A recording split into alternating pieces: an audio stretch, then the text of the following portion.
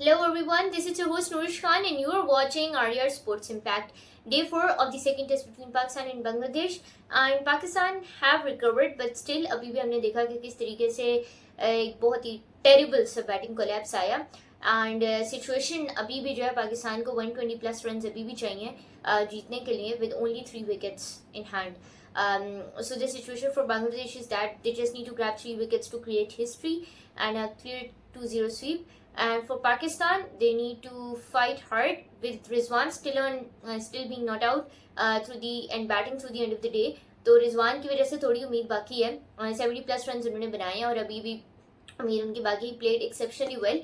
But अगर हम quickly इसको समराइज करें आज के मैंने कल भी कहा था कि 180 ओवर्स में पाकिस्तान को जो है ना वो चेज डाउन करना पड़ेगा, तो either it's gonna be a draw या फिर लॉस. लेकिन थोड़ी उम्मीद बनती नजर आ रही है, लेकिन थोड़ी उम्मीद ही है क्योंकि कल का सेशन देखिए अब क्योंकि स्पिनर्स की पिच हो गई है. तेजुल इस्लाम एंड मेहदी हसन मिराज ने जिस तरह से आज बॉलिंग कराई, एवरीवन सॉ कि कितनी जो है ना सपोर्ट स्पिनर्स को मिली, स्पेशली तेजुल इस्लाम.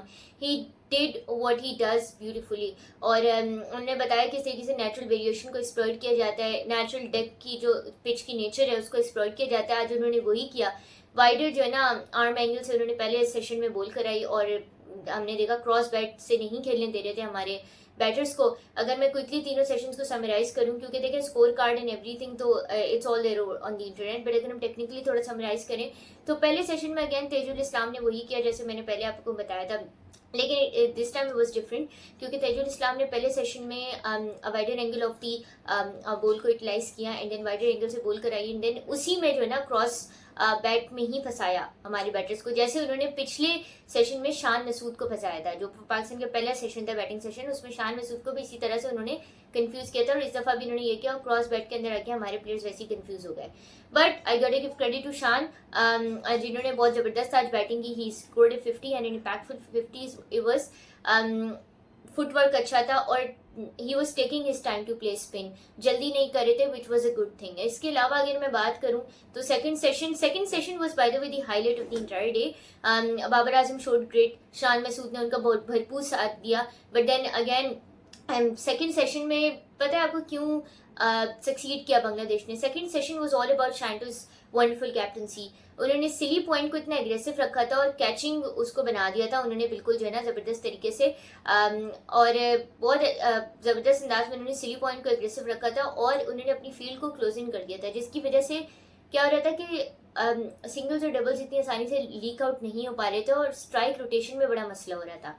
अब इसकी वजह से क्या हो गया था कि जब स्ट्राइक रोटेशन में इशू हो रहा था तो जाहिर बात है कि रन्स की स्टेगनेंसी आ गई. रन्स की स्टेगनेंसी आने से इस एतबार से शांटो की कैप्टनसी ने पहले प्रेशर दिया, फिर तेजुल इस्लाम मेरे ग्रैंड कम बैक और फिर उन्होंने स्ट्रैटेजी चेंज की बहुत ज़बरदस्त अंदाज में ना वही किया जो टिपिकल लेफ्ट आर्म स्पिनर करता है. वो फिर अपने टिपिकल लेफ्ट आर्म स्पिनर के जोन में चले गए और उसी तरह से वो डिप आया, आउटसाइड एज हुई और विकेट्स आई आपके पास, हमने सब ने देखा.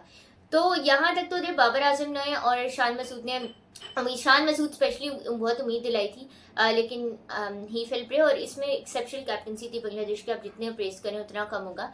Then came the third session and then उसके बाद हमने देखा Rizwan is still not out और रिजवान ने बहुत अच्छे तरीके से उसको आउटसाइड ऑफ स्टम्प की जो बॉल थी उसको बिल्कुल जो है ना ही वाज स्वीपिंग इट बहुत ज़बरदस्त अंदाज में, बहुत एक मैं कहूँगी स्मार्ट इन्होंने इनिंग्स के लिए स्मार्ट अंदाज में उसको खेला और अच्छा देखने में लग रहा था कि उन्होंने जो है ना पिछले सेशन से पिछले डेज से अपना होमवर्क करके आए हैं और उसी बेहतरीन अंदाज में उन्होंने जज करके प्रॉपर बॉल को खेल रहे थे. ऐसे ही नहीं बिल्कुल उठा गया. लेकिन नेचुरल वेरिएशन को ऑफकोर्स बांग्लादेश के पेसर्स ने भी स्पिनर्स ने दोनों ने एक्सप्लॉइट किया और पिच का भरपूर फायदा उठाया.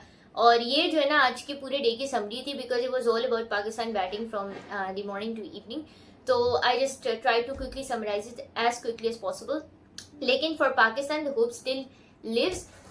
लेकिन अगर मैं ये भी अभी भी ये कहूँगी कि अगर पाकिस्तान जीत जाता है it would still be Miraculous. और अगर जीत भी जाता है तो उसको ग्लोरीफाई नहीं करना चाहिए. इससे जो लेसन सीखने चाहिए, अगर जीता भी तो it would be a win is a win of course, लेकिन वो एक ऐसी विन होगी कि जो हमें एक तरह से काफ़ी लेसन दे जाएगी. सो आई होप अगर रिजवान लेकिन कल सर्वाइव कर जाते हैं पहला सेशन दूसरे सेशन, तो आई थिंक अगर कल वो पहले सेशन के भी थ्रू आउट बैट कर लेते ना तो भी पाकिस्तान के पास चांस है कि वो जीत जाए. तो अभी यही सिचुएशन है कि पाकिस्तान जो है 121 रन पाकिस्तान को कल चेस करने हैं to win this test match. और बांग्लादेश के हवाले से चीज़ें थोड़ी आसान इसलिए कि they only need 3 wickets to clinch this test match and create history simultaneously. And that was it from their review today, a review of day 4. We will be back with more such videos shortly. Till then, see you.